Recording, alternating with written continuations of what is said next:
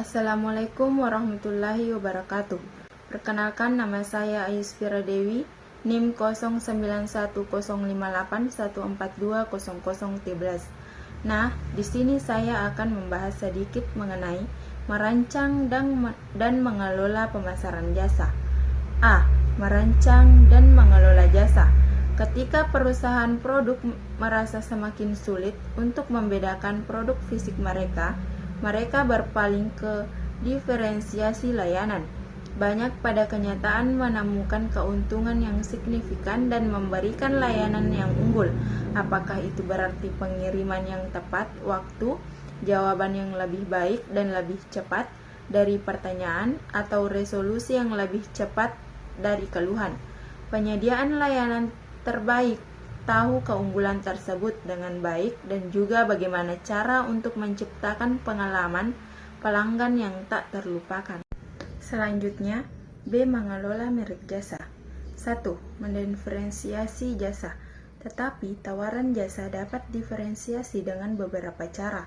Pada industri penerbangan, berbagai perusahaan penerbangan telah memperkenalkan fitur seperti program bioskop, barang kenangan yang dijual, layanan telepon dari udara ke darat, dan pemberian hadiah atas pelanggan yang sering naik pesawat mereka. Kedua, menyusun strategi merek jasa. A. Pemilihan unsur merek. Ingatan atas merek menjadi penentu keberhasilan penjualan. Pada kasus ini, nama merek yang mudah diingat menjadi sangat penting.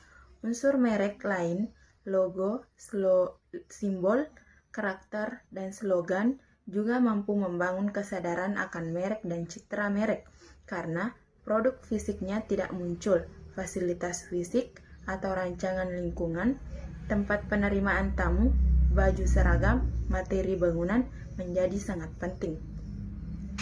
B. Penempatan dimensi citra atau image. Asosiasi atas organisasi cenderung menjadi asosiasi merek yang sangat penting. Salah satu asosiasi yang sangat penting ialah kredibilitas dan persepsi kepakaran, kemampuan dipercaya, dan kepantasan untuk disukai. C. Perancangan strategi pemerekan. Jasa juga harus memikirkan penyusunan hierarki merek dan portofolio merek yang memungkinkan positioning dan pembidikan sejumlah segmen pasar yang berbeda-beda. C. Tingkat merek jasa. Upaya untuk membangun suatu merek yang kuat sudah pasti juga relevan untuk perusahaan yang bergerak dalam bidang jasa. Bahkan karena sifat jasa yang intangible, tidak terlihat dan tidak dapat disentuh, maka upaya untuk membentuk merek yang kuat dari perusahaan jasa sudah pasti sangat penting atau bahkan tidak kalah penting. Perusahaan jasa yang memiliki merek yang kuat akan mendorong pelanggan untuk memilih merek mereka karena menawarkan value yang lebih tinggi dan risiko yang lebih rendah bila memilih merek yang kuat. D. Perilaku konsumen jasa. 1. Memahami model 3 tahap konsumsi. 2. Mempelajari bagaimana para konsumen mengevaluasi dan memilih sejumlah penawaran jasa dan mengapa mereka mengalami kesulitan dalam mengevaluasi jasa. 3. Mengetahui resiko yang dirasakan para pelanggan dalam membeli jasa serta strategi yang dapat dilakukan perusahaan untuk mengurangi persepsi resiko para konsumen. 4. Memahami bagaimana para pelanggan membentuk ekspektasi terhadap jasa dan berbagai komponen dari ekspektasi tersebut. 5. Membedakan pengalaman para pelanggan dan mengevaluasi perbandingan antara jasa berkontak tinggi dan berkontak rendah. 6.